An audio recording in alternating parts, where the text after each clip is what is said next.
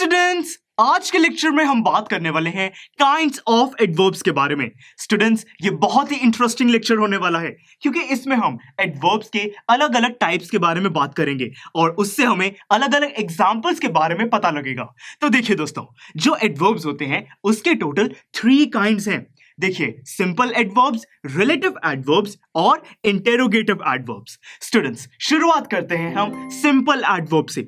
Simple adverbs के बारे में बात करें तो इसको समझने के लिए हमें इसके जो फर्दर टाइप्स होते हैं उसको समझना होगा। तो देखिए, जो सिंपल एडवर्ब होता है वो खुद फर्दर 5 टाइप्स का होता है। Adverb of manner, adverb of time, adverb of place, frequency और डिग्री।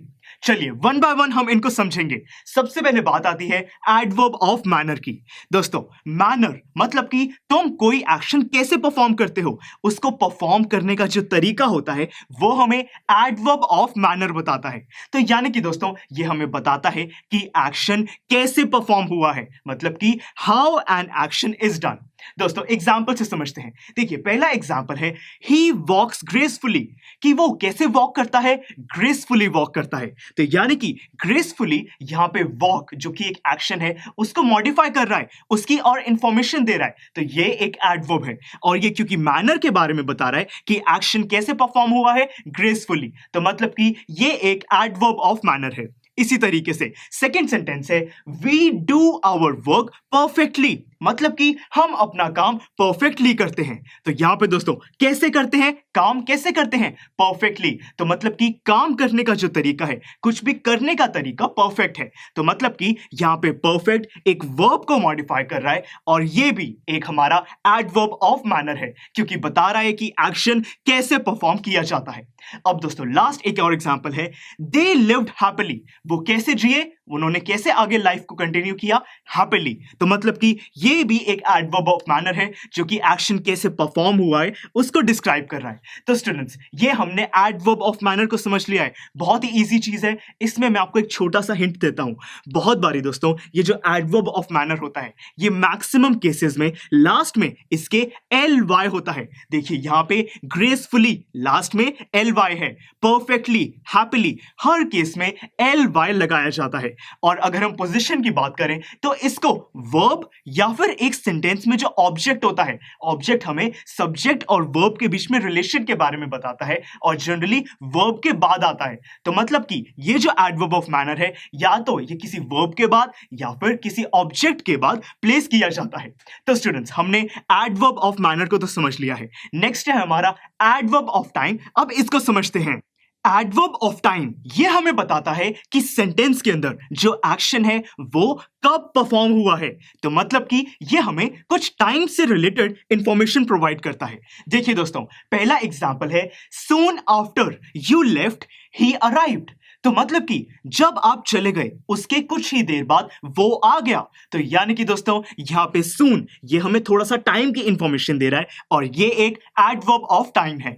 इसी तरीके से शी विल बी हियर सून, कि वो यहां पर जल्दी ही आ जाएगी। तो यहां पे दोस्तों हमें टाइम की इंफॉर्मेशन दे रहा है सून, मतलब कि कब आ जाएगी, जल्दी ही आ जाएगी। नेक्स्ट एग्जांपल देखिए, शी केम लेट यस्टरडे, वो कल कब आई, लेट आई। तो यानी कि दोस्तों, यहां पे लेट आना ये भी एक टाइम को रेफर कर रहा है। तो मतलब कि ये जो एडवर्ब ऑफ टाइम है ये हमें बताता है कि एक्शन कब परफॉर्म किया गया है। ये हमें टाइम का एक रफ आइडिया देने में हेल्प करता है। तो देखिए दोस्तों, हमने एडवर्ब ऑफ टाइम को भी समझ लिया है। अगर मैं इसके हिंट की बात करूं तो दोस्तों, इसको भी बहुत बारी वर्ब या फिर ऑब्जेक्ट के बाद यूज किया जाता है।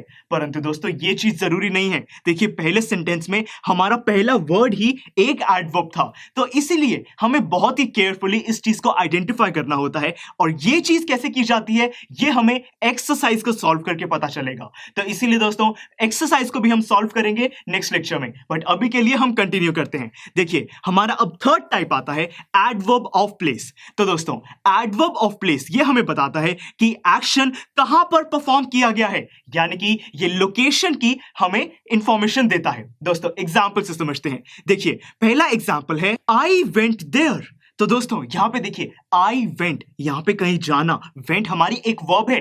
और देयर कि मैं कहां गया, देयर मतलब कि लोकेशन के बारे में हमें ये एक इंफॉर्मेशन दे रहा है, तो देयर यहां पे एक एडवर्ब ऑफ प्लेस है। इसी तरीके से माय बटालियन मार्च फॉरवर्ड, अब यहां पे मार्च यानी कि मार्चिंग करना, और दोस्तों मार्चिंग एक एक्शन है और उसी की एक लोकेशन बताई जा रही है कि कहां पर, फॉरवर्ड, तो मतलब कि दोस्तों डायरेक्शन की सेंस भी हमें एडवर्ब ऑफ प्लेस दे सकता है। इसी तरीके से he stood near the door, अब यहां पे दोस्तों देखिए द डोर ये तो एक लोकेशन है, परंतु दोस्तों ये लोकेशन हमारा एडवर्ब नहीं है। द डोर ये तो खुद में ही एक नाउन है। यहां पर लोकेशन को मेनली जो स्पेसिफाई कर रहा है वो है दोस्तों नियर, कि वो डोर से कितनी दूर है, डोर के बहुत पास ही है, तो मतलब कि यहां पे जो नियर है वो एक मॉडिफिकेशन का काम कर रहा है और नियर हमारा एक एडवर्ब ऑफ प्लेस है। तो स्टूडेंट्स ये हमने एडवर्ब ऑफ प्लेस को भी समझ लिया है। अब बात आती है नेक्स्ट टाइप की, जो कि है एडवर्ब ऑफ फ्रीक्वेंसी। इसको भी समझते हैं। एडवर्ब ऑफ फ्रीक्वेंसी स्टूडेंट्स ये बहुत ही ज्यादा इंटरेस्टिंग है। ये हमें बताता है कि जो एक्शन है वो कितनी बारी परफॉर्म होता है। देखिए एग्जांपल है, they talk to each other again, उन्होंने एक दूसरे से दोबारा बात करी, तो कितनी बारी बात करी, उन्होंने दोबारा बात करी। यहां पे जो अगेन है वो एक एडवर्ब ऑफ फ्रीक्वेंसी है। एक और example, we visited Kerala twice, हमने केरला 2 बारी विजिट किया, तो यहां पे जो ट्वाइस है ये हमें फ्रीक्वेंसी के बारे में बता रहा है, तो ये एक एडवर्ब ऑफ फ्रीक्वेंसी है। इसी तरीके से he never goes to the cinema hall, वो सिनेमा हॉल कभी भी नहीं जाता है, तो दोस्तों एक्शन कितनी बारी परफॉर्म होता है, कभी भी नहीं, तो मतलब कि यहां पे जो नेवर है वो हमारा एक एडवर्ब ऑफ फ्रीक्वेंसी है। तो स्टूडेंट्स मतलब कि एक्शन कितनी बारी परफॉर्म होता है, हाउ ऑफन, इसकी इंफॉर्मेशन हमें फ्रीक्वेंसी देता है।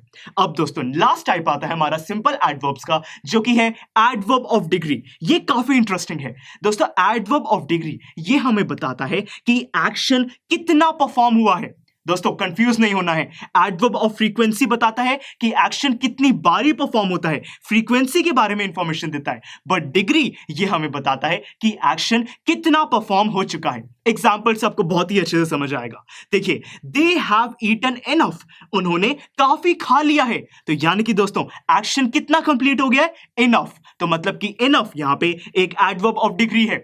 इसी तरीके से I am feeling much better, तो दोस्तों कितना बेटर, मच बेटर, यहां पे जो मच है ये भी एक एडवर्ब ऑफ डिग्री है।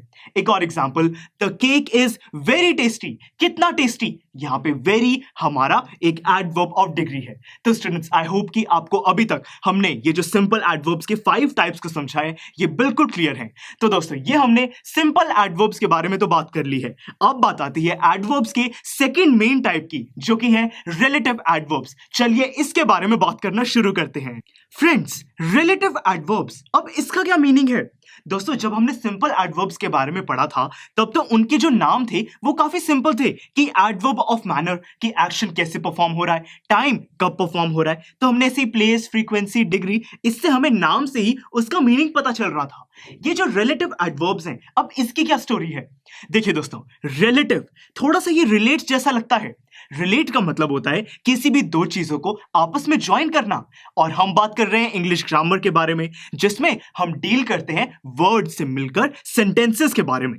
तो यानी कि दोस्तों किन्हीं भी 2 सेंटेंसेस को ज्वाइन करने का जो काम है वो ये रिलेटिव एडवर्ब्स करते हैं। कैसे करते हैं देखते हैं। देखिए पहला एग्जांपल है, he did not know where she had lived, यानी कि दोस्तों उसको नहीं पता था। ये तो हो गया पहला सेंटेंस कि उसको नहीं पता था, है ना। दूसरा सेंटेंस है कि वो कहां पर रहती है, तो यानी कि दोस्तों यहां पे उसको नहीं पता था वो कहां पर रहती है। इसको ज्वाइन करने के लिए हमने यूज किया है वेयर, कि उसको नहीं पता था वेयर शी हैड लिव्ड। यहां पे दोस्तों जो वेयर है वो एक रिलेटिव एडवर्ब है।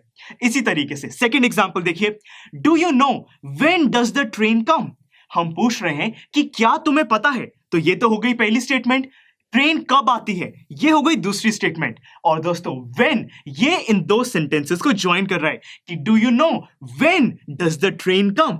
यहां पे दोस्तों जो व्हेन है वो एक रिलेटिव एडवर्ब है। एक और एग्जांपल देखते हैं। देखिए I do not know why they went to the stadium, दोस्तों आई डू नॉट नो, मुझे नहीं पता है वो स्टेडियम चले गए।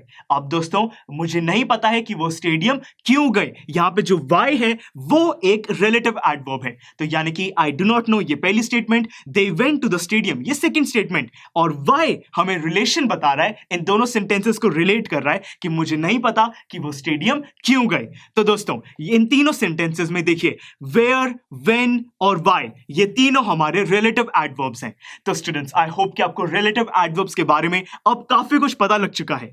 तो दोस्तों ये हमने अभी तक सिंपल एडवर्ब्स और रिलेटिव एडवर्ब्स को समझ लिया है। अब बात आती है इंटेरोगेटिव एडवर्ब्स की। दोस्तों ये काफी इंटरेस्टिंग है। जो इंटेरोगेटिव एडवर्ब्स होते हैं इनको हम किसी भी एक क्वेश्चन को फॉर्म करने के लिए यूज करते हैं। देखिए एग्जांपल है यहां पर, व्हेन डिड यू कम, तुम कब आए थे। तो यहां पे जो व्हेन है दोस्तों वो एक टाइम की इंफॉर्मेशन नहीं दे रहा, वो तो एक टाइम की इंफॉर्मेशन मांग रहा है। यहां पे क्वेश्चन पूछा जा रहा है। यहां पे जो व्हेन है वो हमारा एक इंटेरोगेटिव एडवर्ब है। इसी तरीके से वेयर डिड यू गो, यहां पे वेयर ये प्लेस की इंफॉर्मेशन दे नहीं रहा है, मांग रहा है, एक क्वेश्चन फॉर्म हो रहा है, तो यहां पे वेयर भी एक इंटेरोगेटिव एडवर्ब है। एक और सेंटेंस है, व्हाट डिड यू डू, तुमने क्या किया, तो यहां पे व्हाट एक इंटेरोगेटिव एडवर्ब है। तो मतलब कि दोस्तों ये जो क्वेश्चन वाले वर्ड्स होते हैं अगर इनको यूज किया जा रहा है एक क्वेश्चन को फॉर्म करने के लिए तो मतलब कि ये एक इंटेरोगेटिव एडवर्ब होगा। अगर इन्हीं वर्ड्स को किन्हीं भी दो स्टेटमेंट्स को ज्वाइन करने के लिए हम यूज कर रहे हैं तो वो एक रिलेटिव एडवर्ब होगा। और अगर ये जो वर्ड्स हैं ये वर्ड्स हमें इंफॉर्मेशन प्रोवाइड करते हैं, यानी कि इन वर्ड्स को यूज करके हमें कोई अगर एक सेंटेंस में इंफॉर्मेशन मिलती है तो वो जो इंफॉर्मेशन है वो हमारी एक सिंपल एडवर्ब में से कोई भी एक टाइप हो सकता है। तो स्टूडेंट्स ये हमने काइंड्स ऑफ एडवर्ब्स के बारे में बहुत ही बढ़िया तरीके से समझ लिया है। अब बहुत ही जरूरी है दोस्तों कि हमने इस टॉपिक में ये जो भी नॉलेज गेन की है हम इन सब को टेस्ट करें, क्योंकि दोस्तों हमने काइंड्स ऑफ एडवर्ब्स इसमें डेफिनेशंस और एग्जांपल्स को समझाए, परंतु सेंटेंस में हम एडवर्ब को आइडेंटिफाई करके उसके काइंड को कैसे पता लगाएंगे ये है हमारी रियल टेस्टिंग। तो इसीलिए मैं आपको रिकमेंड करूंगा कि नोट सेक्शन में जाकर आप इस टॉपिक पर बेस्ड जो एक्सरसाइज है उसको सॉल्व कीजिए। नेक्स्ट लेक्चर में हम उसको डिस्कस करेंगे। तो इसीलिए दोस्तों see you in the next lecture. Students I am sure आपको ये वीडियो बहुत पसंद आया होगा। तो इसी तरह से इंटरेस्टिंग तरीके से अगर आप सारे कॉन्सेप्ट्स, थ्योरीज, डिफरेंट चैप्टर समझना चाहते हैं तो डाउनलोड करिए PUSTAC ऐप, क्योंकि इस ऐप पर आपको बहुत कुछ मिलेगा। सैम्पल पेपर्स हो, टिप वीडियोस हो, different lectures, back exercise solutions, बहुत कुछ। So what are you waiting for? Download PUSTAC app.